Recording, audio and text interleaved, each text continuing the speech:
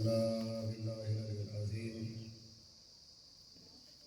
हस्बुनल्लाहु व निअमल वकील, निअमल मौला व निअमल नसीर। अऊज़ु बिल्लाहि मिनश शैतानिर रजीम। बिस्मिल्लाहिर रहमानिर रहीम। अल्हम्दुलिल्लाहि रब्बिल आलमीन। अस्सलातु वस्सलामु अला अशरफिल अंबिया'i वल मुरसलीन मौलाना मुक़्तदाना व हादियना अबिल क़ासिम मुहम्मद व आले मुहम्मद।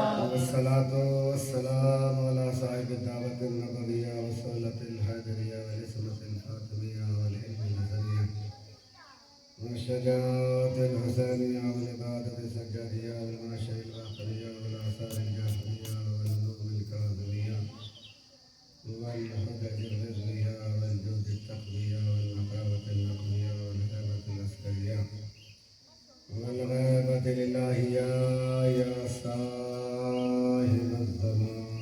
अल्लाहुम्मा सल्लि अला मुहम्मद व आले मुहम्मद। वलानतुद दाइमतु अला दाइहिम अजमईन मिनल आन इला क़याम यौमिद्दीन। अम्मा बअद फ़क़द क़ाल अल्लाहुल हकीम फ़िल क़ुरआनिल करीम व हुवा अफ़ज़लुस सादिक़ीन व क़ौलुहुल हक़। बिस्मिल्लाहिर रहमानिर रहीम। या अय्युहल्लज़ीना आमनू क़ू अनफुसकुम व अहलीकुम नारा वक़ूदुहा अन्नासु वल हिजारा अलैहा मलाइकतुन ग़िलाज़ुन शिदादुन ला यअसूना मा अमरहुम व यफ़अलूना मा यु'मरून। सल्लल्लाहु अलैहि मुहम्मद। अल्लाहुम्मा सल्लि अला मुहम्मद व आले मुहम्मद। हाज़िरीन किराम क़द्र,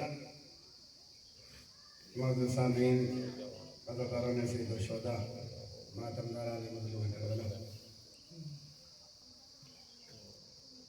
इस वक्त की मजलिस के लिए मैं कुरान मजीद के सूरह तहरीम की उस आय करीमा की तिलावत की है। इस आय करीमा की तिलावत सुबह की मजलिस में की है और वही बचा हुआ सबक आपको सुनाना चाहता हूँ। इसमें साहिबान ईमान को मुतवज्जे किया जा रहा है, साहिबान ईमान को बेदार किया जा रहा है, साहिबान ईमान के ज़मीन को झंझोड़ा जा रहा है कि तुम्हारी जिम्मेदारी है, तुम गैर जिम्मेदार नहीं। क्या जिम्मेदारी है? अल्लाह ने बयान किया, ईमान लाने वालों, तुम्हारा फरीज़ा, तुम्हारी ड्यूटी, तुम्हारी जिम्मेदारी यह है कि तुम्हें खुद भी दोज़ख की आग से बचना है और अपने अहले अयाल को भी दोज़ख की आग से बचाना है।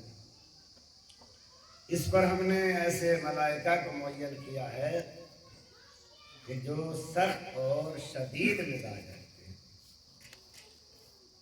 ये वो है कि जो हमारे हुक्म की नाफरमानी नहीं करेंगे, ये वही करते हैं जो हमारा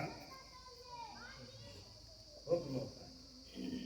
अज़ीज़ान गिरामी, ये खुदावंद आलम की खुसूसी मोहब्बत है साहिबान ईमान। खुदावंद आलम उन लोगों को बेहद पसंद करता है कि जो ईमान के दायरे में रहते हैं। वो ये नहीं चाहता कि ईमान के दायरे में रहने के बाद मेरा बंदा दोज़ख की तरफ चला जाए, बल्कि चाहता है कि दायरे ईमान में आने के बाद इंसान जन्नत की तरफ जाए, दोज़ख की तरफ न जाए। बेपनाह मोहब्बत करता है, लिहाजा वो चाहता है कि इंसान गुनाहों से महफूज रहे। वो जानता है कि मेरा बंदा जिस माहौल में जिंदगी गुजार रहा है, वो माहौल से वो वाकिफ नहीं है। वहां पर गुनाहों की जरासीम, शिर्क के जरासीम, कुफ्र के जरासीम, मुनाफिकत के जरासीम फैले हुए हैं। लिहाजा जब इंसान साहिब ईमान होने के बाद कोई अमल करता है तो उस अमल के लिए अल्लाह ये कहता है कि तुम्हारा अमल ऐसा होना चाहिए कि जो अमल तुम्हें जन्नत की तरफ ले जाए, जहन्नम की तरफ न ले जाए। याद रखिए, साहिब ईमान होने के बाद अमल, मैंने इससे पहले भी अर्ज किया है बता आपके सामने, साहिब ईमान होने के बाद अमल की अहमियत बढ़ जाया करती है। जब तक इंसान साहिब ईमान नहीं रहता अमल की कोई कदर कीमत नहीं होती है। अमल काबिल कबूल वही है कि जब ईमान मजबूत होता है तो थोड़ा सा अमल भी ज्यादा हो जाता है। अल्लाह ये चाहता है कि मेरा बंदा जन्नत की तरफ जाए, जहन्नम की तरफ ना जाए। और उसकी तरफ फरमाए देखिए थोड़े से अमल को, थोड़े थोड़े अमल को ऐसा अजर सवाब देता है कि अमल छोटा होता है सवाब ज्यादा देता है। अमल छोटा होता है सवाब ज्यादा इनायत करता है। लिहाजा अल्लाह चाहता है कि वो नहीं चाहता कि मेरा बंदा दोज़ख की तरफ जाए। इसलिए कि जब हम साहिब ईमान होने के बाद किसी की गिबत करते हैं, किसी से हसद करते हैं, किसी की दिल बुराई करते हैं, तो सारे मौके होते हैं कि जहां दोज़ख की आग हमारे करीब होती है, जहां दोज़ख की आग हमारे दूर नहीं होती बल्कि करीब होती है। और अल्लाह ये चाहता है कि मेरा बंदा दोज़ख में ना जाए, जन्नत में जाए। लेकिन हमने अपने सर्किल अलग बनाए हैं, जबकि उसने उसके सर्किल अलग हैं। जब तक इंसान अपने सर्किलों के अंदर रहता है वाजिब वाजिब रहता है, हलाल हलाल रहता है। और जब इंसान अपने सर्किलों से बाहर निकल जाता है तो उसके लिए वाजिब वाजिब रहता है, ना हलाल हलाल रहता है। वाकई साहब वो सर्किल क्या है? अब सब मत देखो, ये एक आदमी ने देख लिया काफी है। अब आपको मुझसे पूछने का हक है कि वो सर्किल क्या है? उस सर्किल का नाम है असले मोहब्बत। क्या नाम है? उस सर्किल का नाम है असले मोहब्बत। अगर हम इमाम हुसैन अलैहिस्सलाम से मोहब्बत करते हैं तो क्या उस मोहब्बत का तकाज़ा ये है कि हम कहीं ना कहीं मजलिस में जाके शरीक हो जाए? थोड़ा सोचने के लिए क्या उस मोहब्बत का तकाज़ा ये है कि पहली मुहर्रम से 11 मुहर्रम या 12 मुहर्रम तक मजलिस से करें, बस हमारी जिम्मेदारी तमाम होगी?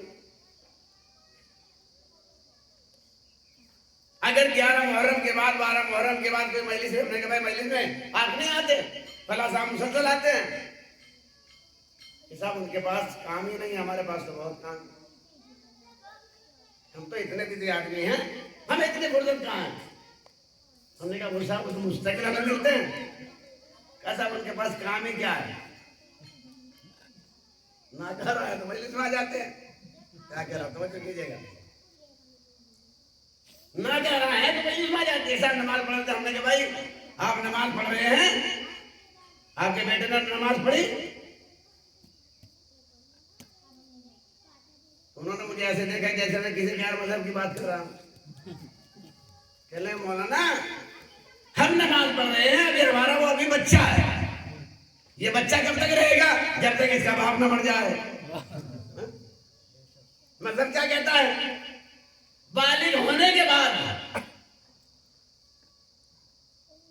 लड़का 15 साल की उम्र में बालिग होता है, लड़की 9 साल की उम्र में।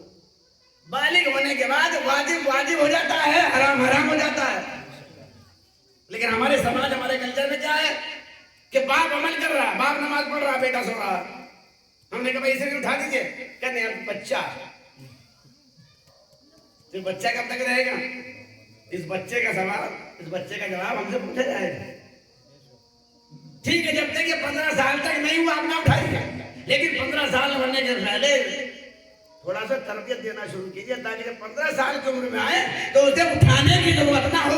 जैसे तुम मस्जिद की तरफ चलो वैसे वो मस्जिद की तरफ। सलवात मोहम्मद वाले मोहम्मद।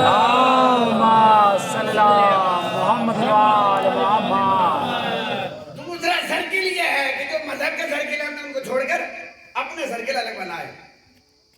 हमने कहा भाई फला साहब बड़े अजीब आदमी है,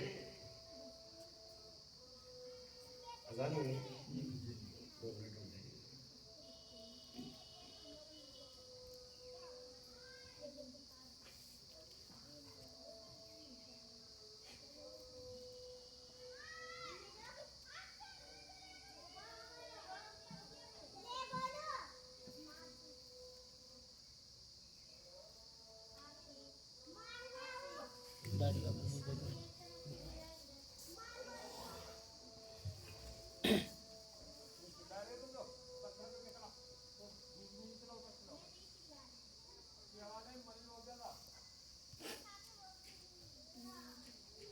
आगे मोहम्मद अल्लाहुम्मा सल्ली अला मुहम्मद व आले मुहम्मद। अल्लाहुम्मा सल्ली अला मुहम्मद व आले मुहम्मद। हमने कहा दूसरे साहब बड़े अजीब आदमी है। अल्लाह साहब जो मोहल्ले में होते रहते हैं बड़े अजीब आदमी। तो उन्होंने क्या मतलब? हमने कहा भाई दीन का नाम लेते हैं मगर दीन की पाबंदी नहीं करते। वैसे कहने को रईस है, कहने को अमीर है। अब वो तावील करे ना करे मगर जो उसके चमचे होते कहने साहब जनाब बड़े आदमी है, ईद बकरीद में आ जाते, यही क्या करना? बड़े आदमी हैं, अगर ईद बकरीद में आ जाते हैं यही क्या करना? तो ये हमारे सर्किल जो हमने बनाए हैं। अल्लाह के यहाँ बड़ा छोटा कोई नहीं है। हम एक जगह बैठे हुए थे, एक सामने का मौलाना देखिए, उन्होंने कहा क्या देखे? कहीं आदमी बड़ा छोटा था, अल्लाह ने इसे बड़ा बना दिया। अब जब मैंने उसे गौर से देखा, ये तो वही 35 साल का जवान है, न किसी तरह की कोई कमजोरी नजर आ रही है। हमने कहा भाई जैसे होते ऐसे ही तो है। क्या मौलाना आपकी अक्ल मोटी है, आप नहीं समझे। हमने कहा मतलब कहा कि पहले बहुत गरीब आदमी था, अल्लाह ने इसे बहुत बड़ा बना दिया, मैंने अमीर बना दिया। अभी थोड़ी देर गुजरी थी कि एक साहब और आ गए, कहा देखिए ये बहुत बड़ा आदमी था, अल्लाह ने इसे छोटा बना दिया। अब हमने देखा भाई सही का सही आदमी है, ना कमर झुकी हुई है, ना माथे पर सलवट है। हमने कहा भाई छोटा कैसे बना दिया? कहा नहीं पहले ये अमीर था, अल्लाह ने इसे गरीब बना दिया। तो पता चला हमारे समाज और माशरे में जब दौलत घटती बढ़ती है तो आदमी छोटा बड़ा होता है, मगर अल्लाह के यहाँ ये नहीं है। अल्लाह ने कहा इन्ना अकरमकुम इंदल्लाहि अतकाकुम, तुम में मुकर्रम वो है जो साहिब तकवा है, चाहे अमीर हो या गरीब हो। सलाम मोहम्मद अल्लाहुम्मा सल्ली अला मुहम्मद व आले मुहम्मद। तुम में मुत्तकी परहेजगार, चाहे वो अमीर हो चाहे गरीब हो। कौन है इज्जत का मालिक? कि जिसके पास तकवे की दौलत है। तो हमें चाहिए कि ज्यादा से ज्यादा कोशिश करें कि हम वो काम करें कि जिससे अल्लाह राजी हो जाए। अल्लाह को खुश रखने के लिए, रसूल को खुश करने के लिए, आइम्मा मासूमीन अलैहिस्सलाम को खुश करने के लिए अमल अंजाम दें। ये न देखें कि लोग क्या कहेंगे। लोगों ने कभी किसी को कुछ नहीं कहा, बस लोगों को एक डर है, खौफ है कि लोग क्या कहेंगे। भाई हमने नहीं देखा लोग क्या कहेंगे। हाँ ये जरूर है कि खुदा जरूर कहेगा, रसूल जरूर कहेंगे, मासूमीन जरूर कहेंगे।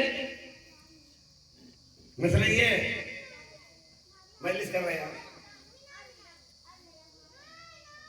किसकी कर रहे हैं? अपनी। अलग हम कहते थे कि हमारी मजलिस होगी, कभी ये ना कहा करो हमारी मजलिस। ये तुम्हारे जज्बात की तर्जुमानी है कि हमारी मजलिस। तुम्हारी मजलिस होगी मगर अभी नहीं, जब तुम चले जाओगे। तुम्हारी मजलिस कब होगी? जाने के बाद। ये किसकी मजलिस है? इमाम की मजलिस है। इमाम की जो मजलिस होती है तो क्या तुम ये समझ रहे हो कि इमाम की नजर नहीं होती? इमाम की नजर एक एक चीज पे होती है, एक एक आने वाले पे होती है। हद ये है कि जो तुम तबर्रुक खरीद के लाते हो ना और उससे सौदाबाजी करते हो, उस तक पर भी इमाम की नजर होती है। एक ताजी था बहुत बड़ा, एक साल वो करबला मोहल्ला के अपनी औलाद से कहा कि इस बार घर की आजादारी तुम्हारे ऊपर है, तुम्हें जैसे करना हो। जब वो रहते थे तो आजादारी परेशान से क्या करते थे? अल्लाह सबको मौका दे। अब वो बाप से बेटों के हाथ में आ गया, जाहिर बात है कि सिलसिले आता है ही, जो नस्ल दर नस्ल चल रहा और चलेगा इंशाअल्लाह। हम रहे ना रहे मगर आजादारी जरूर है। वो चले गए करबला में, अल्लाह बेटों के हाथ में आया। अब बेटों ने आजादारी करना शुरू करना शुरू, तबरुक लेने के लिए पहुंचे। तबरुक में घटा बढ़ाना शुरू किया। ये कितने का है? कि 100 रुपए का। ये कितने का? 90 रुपए का। ये कितना का? 80 रुपए का। जो सबसे कम था वो लिया। इन्होंने ख्वाब में देखा, ख्वाब में देखा करबला मोहल्ला में कि इमाम हुसैन अलैहिस्सलाम एक कुर्सी पर बैठे हुए हैं और उनके हाथ में एक रजिस्टर है और वो उनके नाम लिख रहे हैं जहां जहां जो लोग मजलिसें कराते हैं। ख्वाब देखा, ख्वाब ही में इन्होंने बढ़ के इमाम हुसैन से सवाल किया कि क्या मेरे यहां भी मजलिस होती है? क्या मेरा नाम भी लिखा है? इमाम ने देखा, कहा तेरा नाम भी लिखा। कहा कि मौला कोई कमी कोई बेसी का, जिस तरह तू आजादारी करता था ऐसे बच्चे तेरे आजादारी नहीं कर रहे हैं। और उसके बाद जो तबरुक में जो कमी बेसी की थी वो सामने आई। और सामने आने के बाद इसकी आंख खुली। आंख खुलने के बाद कुछ देर के बाद ये वापस आया। वापस आने के बाद बेटों ने मालूम किया कि तुमने फला तबरुक खरीदा था। जी हाँ।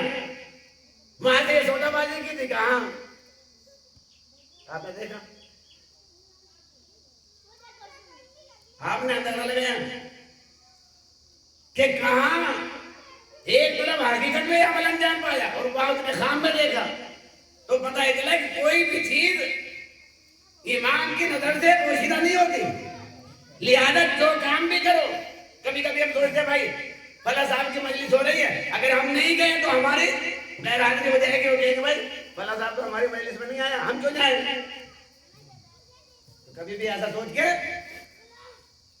मजलिस में ना जाया करो, बल्कि सोचो कि शहजादी फातिमा जरा हमसे राजी हो जाए। सलाम और मोहम्मद मोहम्मद। फिर मैंने आपके सामने अर्ज किया था, रोटी रोजी के चक्कर में ना बड़े लोग क्या कहेंगे कि साहब अगर हमने ऐसे हेरा फेरी नहीं की तो खाने को कहां से आएगा? आपको याद होगा मैंने वाकया बताया था कि इंसान चाहे सब्र से काम ले या बेसब्री से काम ले, मिलना आपको इतना ही जितना अल्लाह ने मुकद्दर में लिख दिया है। न इससे कम मिलेगा न इससे ज्यादा मिलेगा। अब आगे का जरूर सुनिए। पैगंबर अकरम हज़रत मोहम्मद मुस्तफा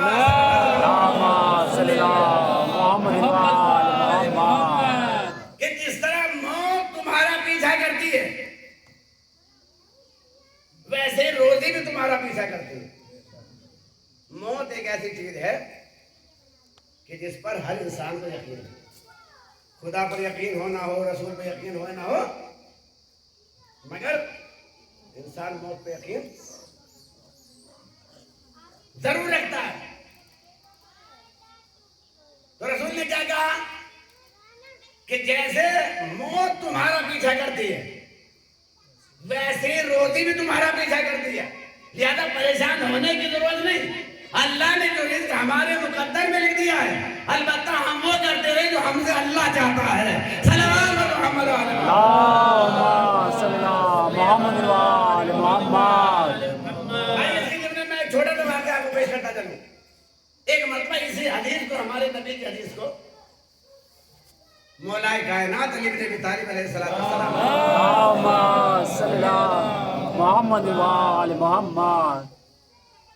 मिंबर से खिताब किया। मिंबर पर आए, मौला अली और आने के बाद कहा कि मेरे नबी ने फरमाया है कि जैसे मौत तुम्हारा पीछा करती है वैसे ही रोजी भी तुम्हारा पीछा करती है। तो जैसे ही मौला ने कहा कि मेरे नबी ने फरमाया है कि जैसे मौत तुम्हारा पीछा करती है वैसे ही रोजी भी तुम्हारा पीछा करती है, तो उस मजलिस में एक समझदार आदमी बैठा था। देखिए मैं समझदार कैसे आदमी को कहा करता हूं, समझदार ऐसे आदमी को कहा करता हूं कि जो सब कुछ सुनता है मगर समझता कुछ नहीं है। हालांकि मुझे अपने मजमे पर एतबार है, माशाल्लाह सब लोग समझने वाले हैं, मगर होते हैं कुछ लोग कि जब पूरी मजलिस सुन के जाएंगे मगर समझते कुछ नहीं। अल्लाह ना करे कोई आदमी ऐसा हो। तो उस मजमे में सल्लल्लाहु अलैहि मोहम्मद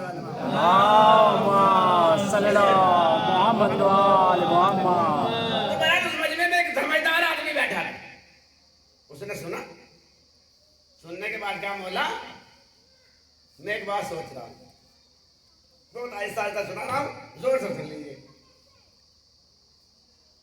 मौला मैं एक बात सोच रहा हूं। क्या सोच रहे हो?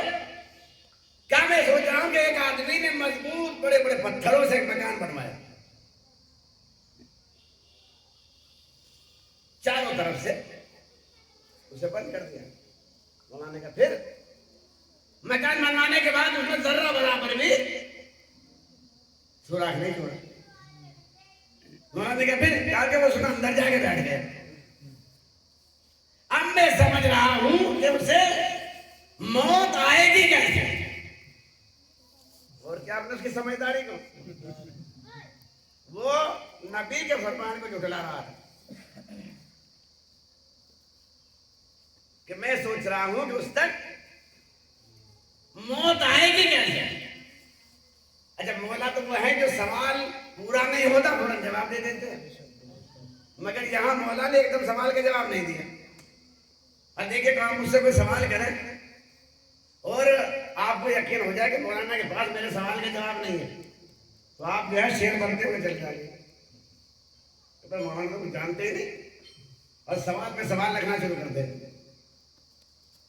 अब इसे महसूस ये होगा कि शायद मौला के कौन, मौला तो वो है कि जो सवाल खत्म नहीं होता था जवाब दे देते। इसका मतलब ये कि अव्वलिन और आखिरीन में मैं पहला शेर होगा कि जो मौला से ऐसा सवाल करूंगा कि मौला के पास मेरे सवाल का जवाब ही नहीं होगा। सवाल किया कि मौला मेरे सवाल का जवाब दीजिए। मौला ने कहा दूसरी बात सोच रहा हूँ। कभी मौला दूसरी बात बाद में सोचिए, पहले मेरे सवाल का जवाब दीजिए। मौला ने कहा नहीं मैं दूसरी बात सोच रहा हूँ। इसने कहा नहीं मौला दूसरी बात बाद में सोचिए, पहले मेरे सवाल का जवाब दीजिए। जब इस तरीके से कई मरतबा का सारा मजमा मुतवज्जे हो गया तो मौला ने कहा कि मैं सोच रहा हूं कि उसको मौत आए या ना आए, उस तक रोजी पहुंचे ना पहुंचे। उसने कहा था कि मौला उस तक रोजी कैसे पहुंचेगी। मैं मौला कह गया मकान बनाने के बाद अंदर बैठ के कभी सोचा उस तक रोजी पहुंचेगी, जब नहीं कहा तो मौला ने कहा कि मैं ये सोच रहा हूं कि उसके रोजी पहुंचे ना पहुंचे मगर इसको मौत नहीं आ सकती। बोला मौत कैसे नहीं आ सकती, जब तक न पानी पहुंचेगा न गिजा पहुंचेगी न हवा पहुंचेगी तो मर जाएगा। मौला ने कहा नहीं मैं सोच रहा हूं मरेगा कैसे। और क्या आपने सवाल आपके समझ में आ गया। मौला मैं सोच रहा हूं कि इस तक मौत कैसे आएगा। मौला तो मर जाएगा, न गिजा मिलेगी न पानी मिलेगी न हवा मिलेगी।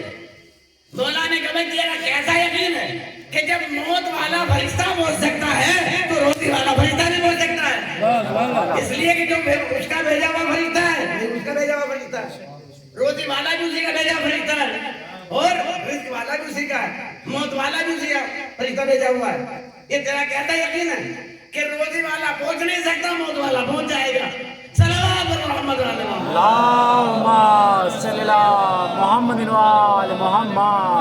सब मिलके एक बुलंद तरीन सलवात पढ़े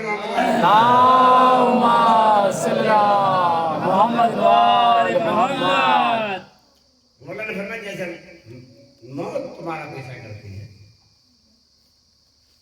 वैसे रोजी तुम्हारा पीछा। तो दोस्तों रोजी के लिए कभी ना दौड़ेंगे, बल्कि अपने अमाल को अच्छा बनाने की कोशिश कीजिए। रोजे के दरवाजे अल्लाह खुद ब खुद खोल दे। अब एक बात और बताता चलूं ताकि बात मुकम्मल हो जाए कि अब रहा मसला है कि रोजे का कम या ज्यादा होना। क्योंकि हमारे बच्चे थोड़ा सा बचल रहे होंगे, जब रोजे अल्लाह के दिन में है तो अल्लाह किसी को अमीर बना देता, किसी को गरीब बना देता। तो रोजे का कम या ज्यादा होना ये भी उसकी एक मसलियत है। वो जिसको देखता है कि गुर्बत में काफिर हो जाएगा, उसे कुफर से बचाने के लिए दौलत देता है, और जिसे देखता है ये दौलत मिलने के बाद ईमान से हट जाएगा, उसको गुर्बत देता है। ये उसके इख्तियार में है।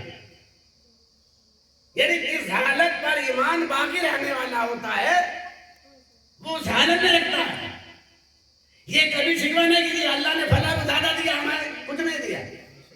हम तो नमाज भी पढ़ते हैं, हम तो मजलिस भी करते हैं, हम तो नौजंदी भी करते हैं। ये कभी ना सोचिए पता नहीं कौन सी मसलियत है जो अल्लाह ने आपको जिस हालत में रखा है उसी हालत में खुश रहिए।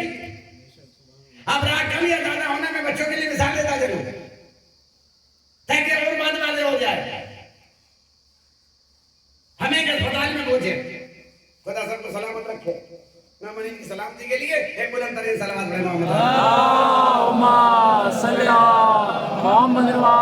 मोहम्मद। एक मरीज को देखने के लिए पहुंचे, एक बेड पर देखा मरीज लेटा हुआ है।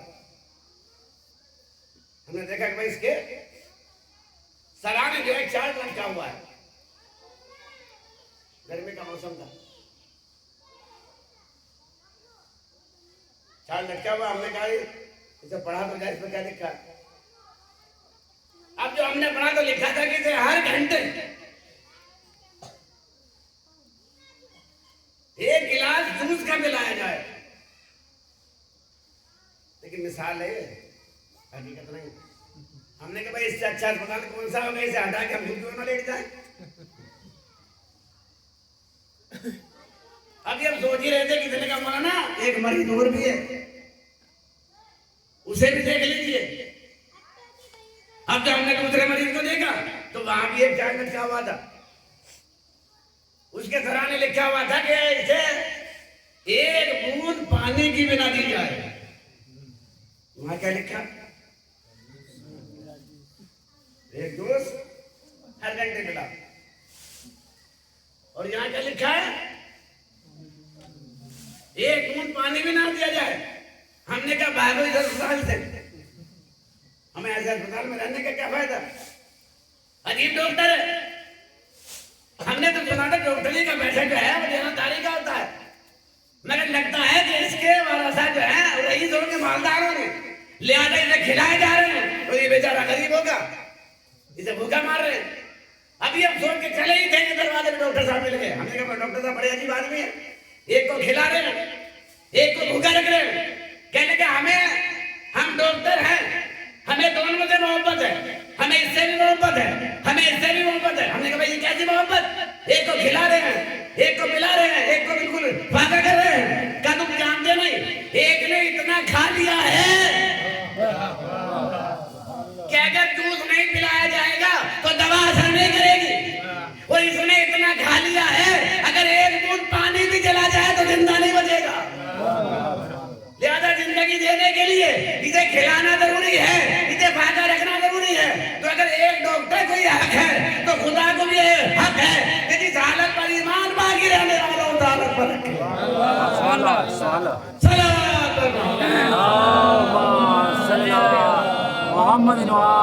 मोहम्मद बुलंदतरीन सलावत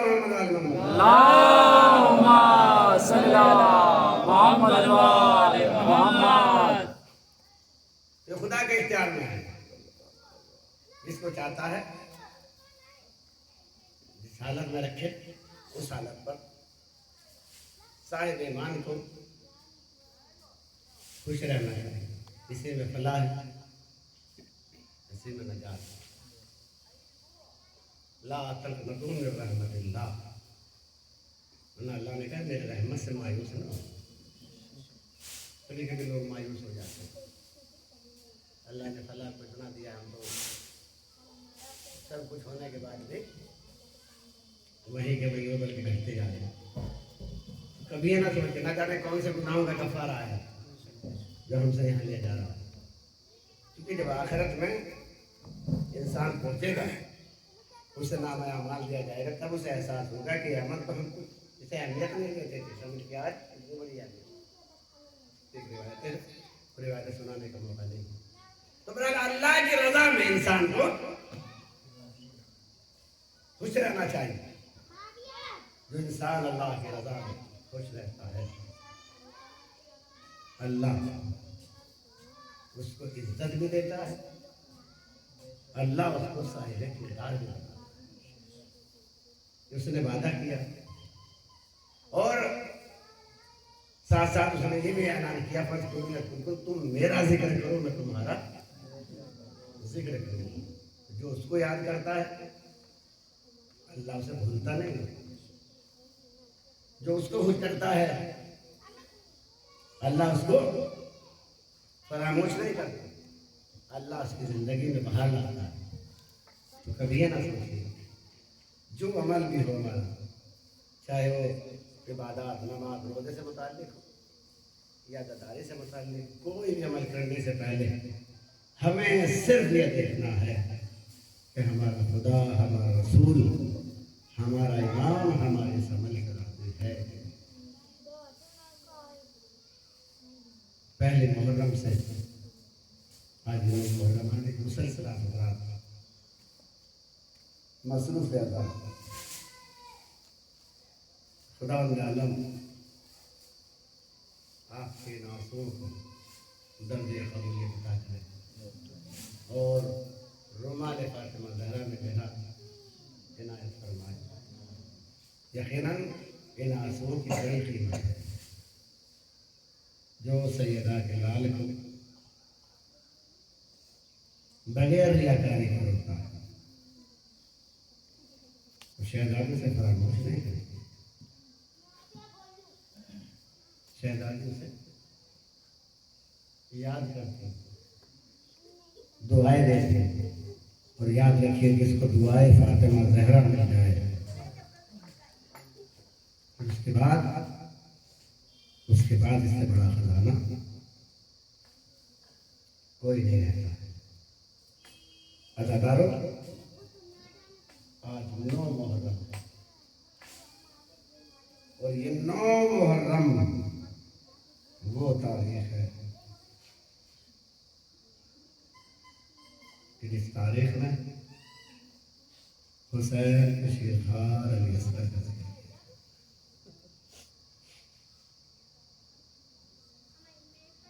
कौन? हुसैन का शेखार, जो 6 महीने मगर हमारा सलाम हो जनाब अली पर, इन्होंने भी करबला में वो काम किया कि जिसे देखकर दुनिया हैरान रह गई। दुनिया ने आज तक मौत का नाम सुना था, दुनिया करबला से पहले मौत से डरती थी। बड़े बड़े रईस, बड़े बड़े अमीर के सामने जब मौत का नाम आता था तो घबराते थे, लरसते थे। मगर करबला के शहीदों ने मौत का मजाक बना दिया।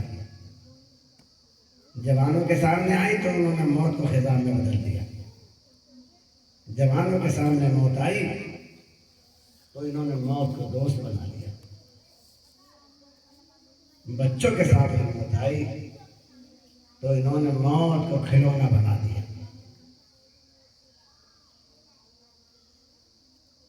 यहाँ भी हजरत के तीर लगने के बाद बच्चे को रोना चाहिए था,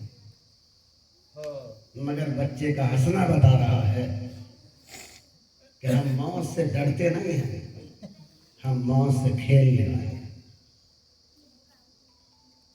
और एक बताती है जब कुर्बानियों का सिलसिला इख्तिताम को पहुंचा तो एक मर्तबा इमाम अली मकाम एक बुलंदी पर आने के बाद आवाज दी हल मिन नासिर यंसुरना, हल मिन युरिसुना, है कोई मेरी मदद करने वाला? और एक बताते कि जैसे ही हुसैन ने आवाज इस्तिगासा बुलंद की, अली असगर ने अपने को झूले से गिरा दिया। नन्हे अली असगर का झूले से गिरना था तो खेमे में कोहराम मच गया। यह आवाज हुसैन के कानों में पहुंची। हुसैन समझे कि शायद कोई बच्चा प्यास से हलाक हो गया, कोई बच्चा प्यास से हलाक हो गया। एक मर्तबा दर खेमा पर आवाज आकर आवाज बहन ज़ैनब, क्या बात है? अली असगर ने जब से आपकी आवाज इस्तिगासा को सुना है, अली असगर ने अपने को झूले से गिरा दिया। कलाओ बहन ज़ैनब मुझे दोस्त, मैं समझ गया कि मेरा असगर क्या चाहता। बहन मैं समझ गया मेरा असगर क्या चाहता, लाओ असगर को मुझे दे। इमाम के आगोश में दिया गया।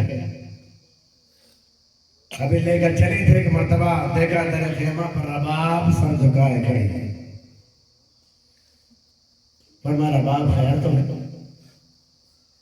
कहा आप मेरे बेटे को वहां ले जा रहे हैं जहां सुबह से जो भी गया है पलट के वापस नहीं आया। अरे बाप, तुम्हारा बच्चा कमसिन है, तुम्हारा बच्चा लड़ने के काबिल नहीं है। मैं तुझे पानी पिलाने के लिए ले जा रहा हूं। कोई तो लश्कर यजीद में साहिब औलाद होगा, किसी के पहलू में तो दिल होगा। मर्तबा रबाब ने अपने जज्बात पर कंट्रोल किया। हाँ हाँ, कोई तो लश्कर यजीद में साहिब औलाद होगा, मगर एक मर्तबा फिर ख्यालात का बदला। अरे जिसने मतलब मोहम्मद की जवानी खाक में मिला दी, कासिम का लाशा पामाल कर दिया, अकबर के सीने में नेज़े किया नहीं मारे, वो मेरे असगर पर क्या रहम है। जज्बात का तूफान उठता और एक मतलब अल्लाह अल्लाह दीन के लिए सब कुछ बर्दाश्त है। जाओ मेरे वाले खुदा हुसैन लेकर चले। उधर अशिया ये समझे कि हुसैन अबा का दामन अबा का साया किए हुए कुरान ला रहे हैं, फैसला करना चाहते हैं। मगर जब हुसैन करीब पहुंचे तो क्या देखा कि कुरान नातिक का एक पारा है जो प्यास से जा बना है। जाने के बाद इमाम ने आवाज दी, फौज अशकिया, इसकी मां का दूध खुश हो गया, इसे थोड़ा सा पानी पिला दो। अगर तुम्हारा ये ख्याल हो कि हुसैन इसके बहाने पानी पी लेगा तो मैं उसके जलती हुई जमीन पर लिटाए देता। और अगर ये कहकर हुसैन ने अली असगर को जलती हुई जमीन पर लिटा दिया मगर जालिमों के दिलों पर रहम नहीं आया, बच्चा तड़पता रहा, बच्चा मचलता रहा। एक मर्तबा जब हुसैन ने देखा कि जालिम अब भी पानी नहीं पिला रहे हैं, कहा बेटा तुम भी तो हुज्जत खुदा के पसर है, बेटा तुम भी तो हुज्जत खुदा के पसर हो, अपनी हुज्जत तमाम करो। ये सुनना था कि असगर ने अपनी जबान होठों पे फेरना शुरू की। तारीख बताती कैसे असगर ने अपनी जबान होठों पे फेरना शुरू की। फौज अशकिया मुंह फेर फेर कर रोने लगे मगर जालिमों ने पानी नहीं दिया। एक मर्तबा जब देखा कि जालिम पानी नहीं पिलाते, एक मर्तबा आवाज दी, ऐ मेरे लाल। और उसके बाद जब जालिमों ने देखा कि फौज का रंग बदल रहा है, आवाज थी, ऐना ऐना हुरमला हुरमला कहा।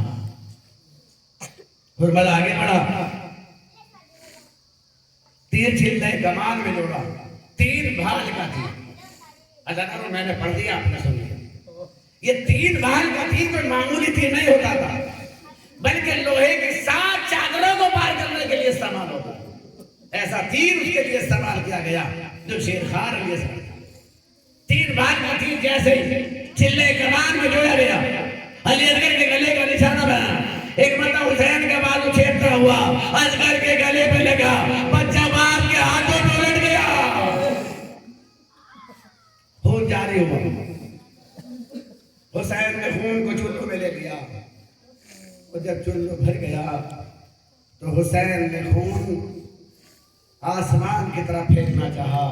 आसमान की तरफ से आवाज है, हुसैन अगर एक कतरा भी मुझ पर आ गया तो ता कयामत तक बारिश नहीं हुई।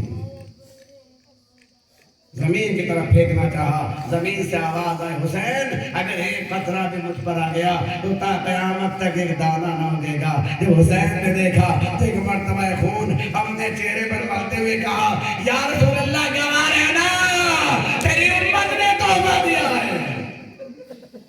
जदा तुम रब्बुकुम खैरन जदा। अदादारो बच्चा बाप के हाथों पर अली असगर का लाशा है। और ये वो वक्त है जब हुसैन को चाहने वाले आ जाते। आज जो आप याद कर रहे हैं, खाना खाकर पानी पीकर आराम करने के बाद आज आप हुसैन को याद कर रहे हैं। हुसैन ने आपको उस वक्त याद किया है कि जब हुसैन प्यासा भी है भूखा भी है। हुसैन को चाहने वाले याद आ गए और कहते हैं, मेरे चाहने वालों, अदादारों मालूम है हुसैन ने अकबर का लाशा उठाया, चाहने वालों को याद नहीं किया, और मोहम्मद के जनाजे लाए, चाहने वालों को याद नहीं किया, कासिम का लाशा लाए, चाहने वालों को याद नहीं किया। मगर ना मालूम अली असगर की शहादत कितनी शहादत अजीब थी कि एक मर्तबा हुसैन को चाहने वाले याद आ गए। ए मेरे शियों, काश तुम रोज़े आशूरा करबला में होते तो देखते मैं असगर की लाश कैसे उतारा था। ए मेरे शियों, जब ठंडा पानी पीना तो मेरी प्यास को याद कर लेना, जब किसी मजलूम को देखना तो मुझ पर आंसू बहा लेना।